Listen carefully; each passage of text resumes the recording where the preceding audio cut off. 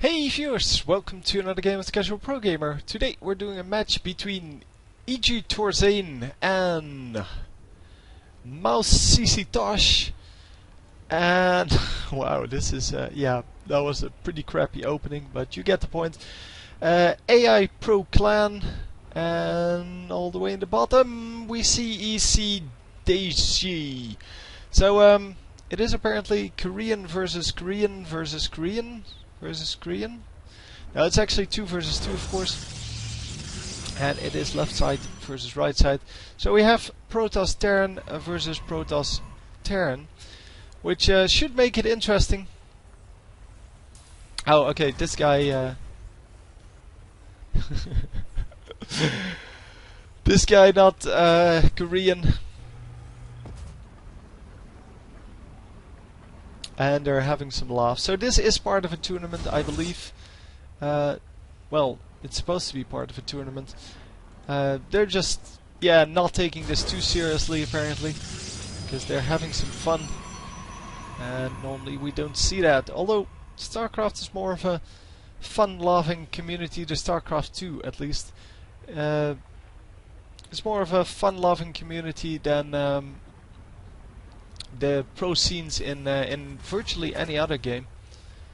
So he's looking for proxies, not finding anything, of course, because they're all just sitting in their base. Proxies, by the way, for those of you who don't know, are buildings that are placed in close proximity to your base. So yeah, they're far away from where you normally spawn. It's best of 1, okay. That explains why I couldn't find any more. So the scout is coming in. But yeah, if you would build this barracks instead of over here, if you would build it over here, or well, a little bit out of the way, probably over here, then your marines would be in the enemy's base a lot quicker than where they normally, where they now are. So yeah, we do get to build up a little bit of economy on both sides, so a little bit of the normal 1v1 strategies, getting factories, barracks, just some supply depots, a lot of drones, and all in all, just, well, the standard builds that we also see in the 1 versus 1, but then, yeah, they're going indeed into kind of more risky play. So this is going to be 4-gate apparently. On one of the sides, it is on this side. So I think both sides will be going for the same kind of strategy. There's only a very limited amount of units that is actually good on 2 versus 2.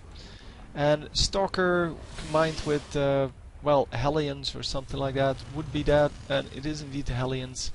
So I'm going to produce a lot more of those because he has that reactor up.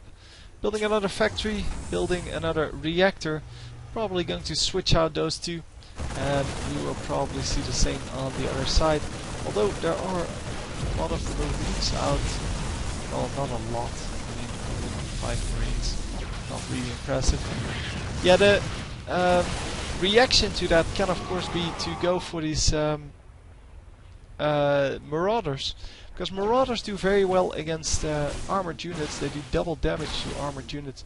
They also have armor themselves, so then they're not light units, so these guys don't do extra damage to them, and all in all they're just great counters to everything that the enemy is building here. So a new bunker going up. Old bunker got sniped. And yeah, he's going to build Marines and Marauders, which is not a normal strategy we see, but it is very nice to see kind of different strategies. And immediately sending out that new SCV. A little bit of a wrong rally point there, and he lost a couple of health points because of that. So I'm guessing that oh, they're coming in with DTs. Okay, so that's Dark Templars, which are invisible of course, but we do have scans over here. If he can actually save up the energy for those. You can also just, which is the safer way, build an engineering bay and get the what are they called? Turrets up. The missile turrets. Because that way you can defend a lot easier and you don't have to spend that much money on it. So, we're kind of in a passive stage now where we get the large groups of stuff. The red team indeed building those rocket turrets, missile turrets, and they were expecting drops.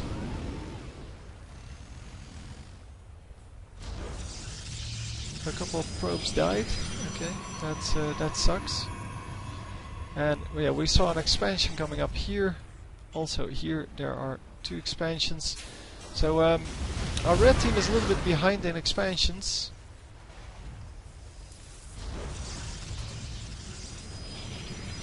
Yeah, and he does have quite a lot of Hellions. Normally we don't see this many.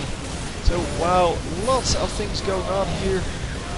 Big team fight, Guardian Shield on 2 sides. Guardian Shields are of course really useful for preventing damage. And wow, the red team is going to come out ahead by a lot.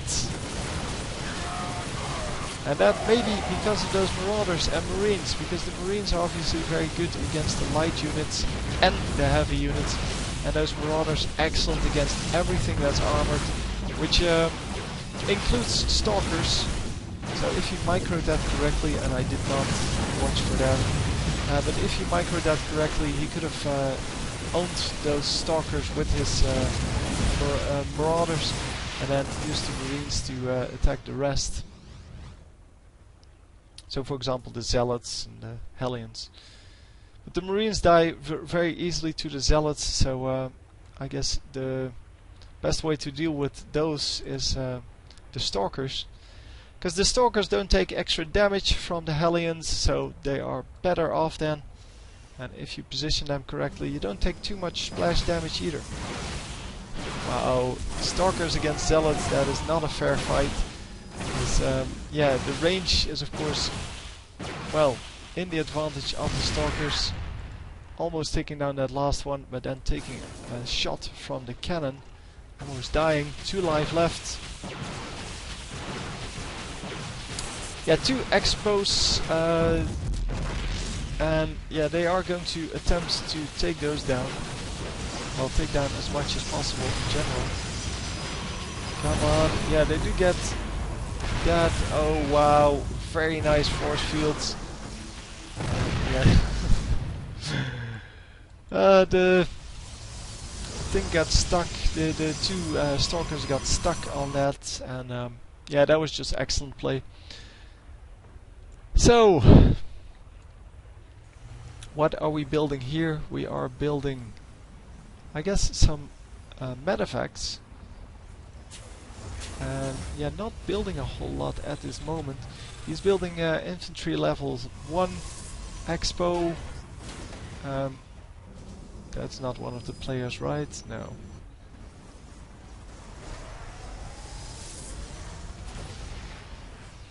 Yeah, and here we have a lot of tanks just walling off that entrance. 6 tanks at the entrance. Here's the 6th one.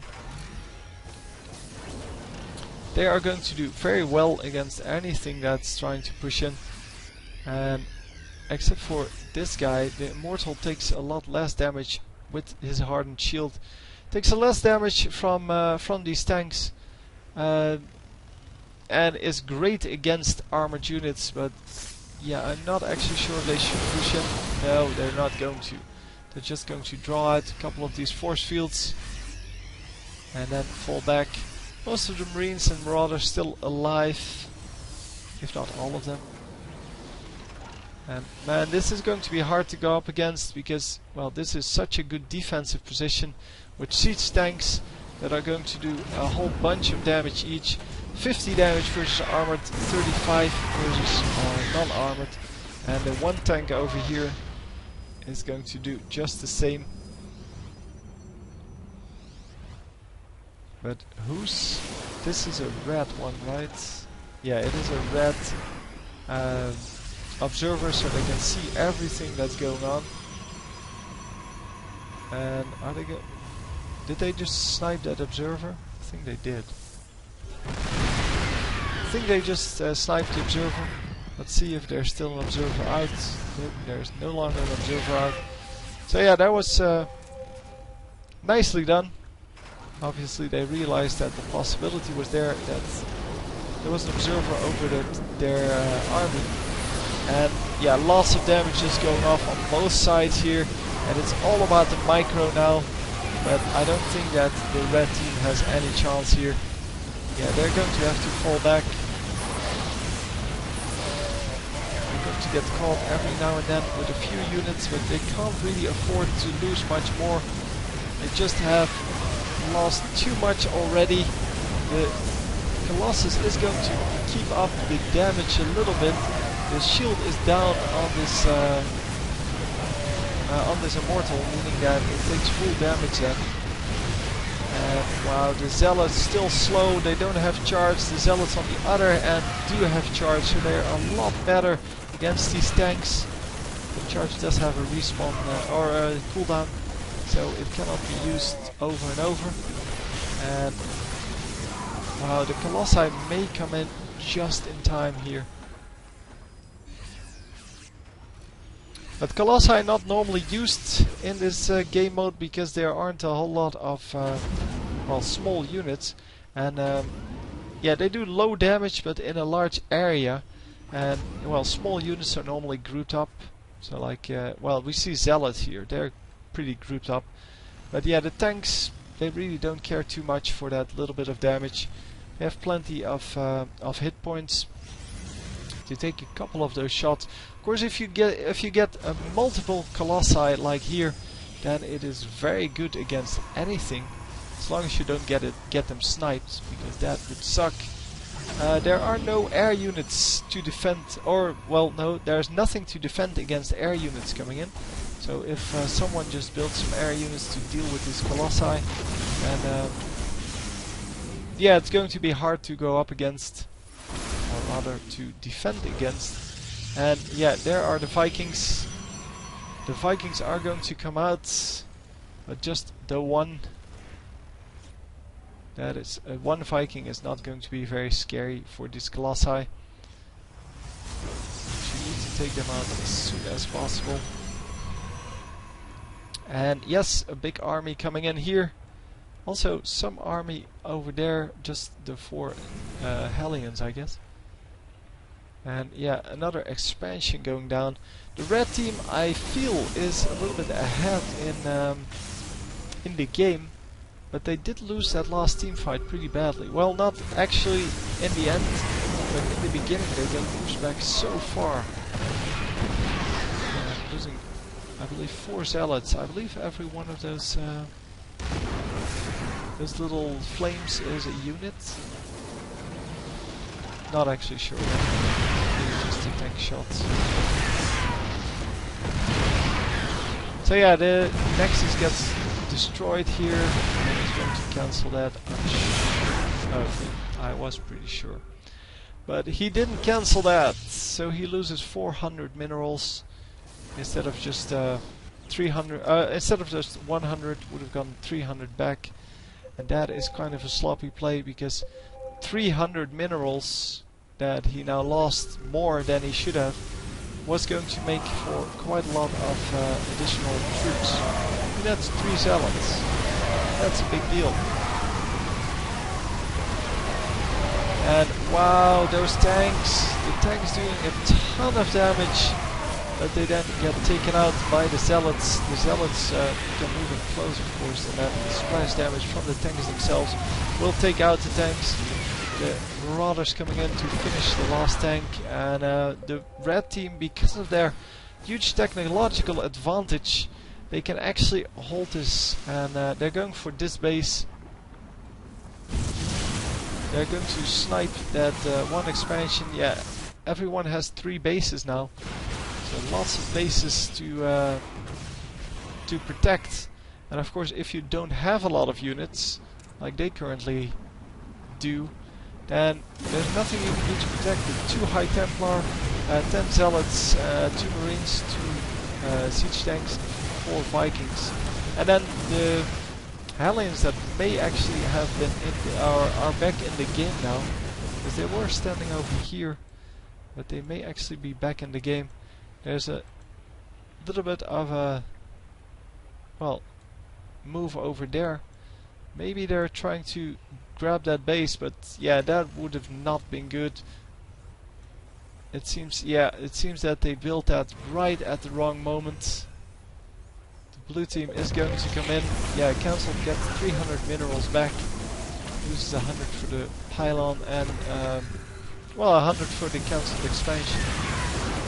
And there are those Hellions. And blue flamed Hellions even, so you invested some extra money in that to get the something pre-igniter.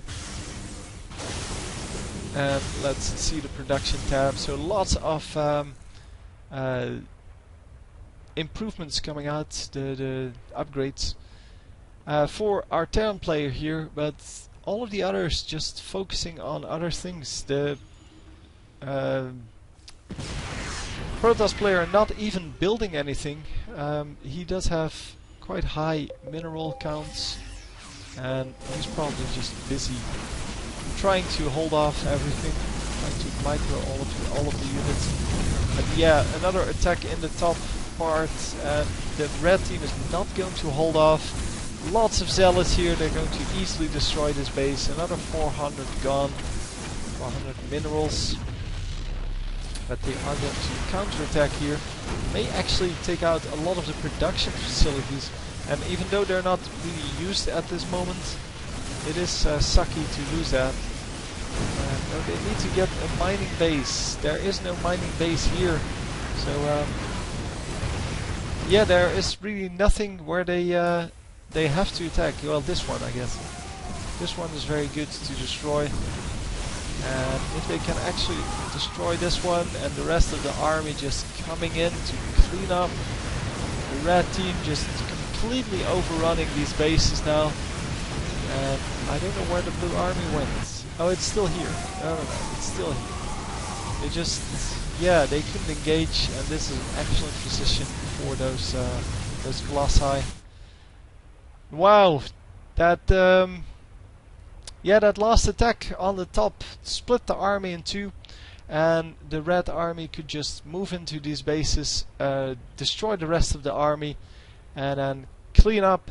So they lost this one base and a little bit of their army, but yeah, it pretty much ended up being their advantage, because there was no mining anymore. This was the only mining base still left, and this one, I guess, had a couple of minerals, but really very well played. A lot longer game than the last one we did.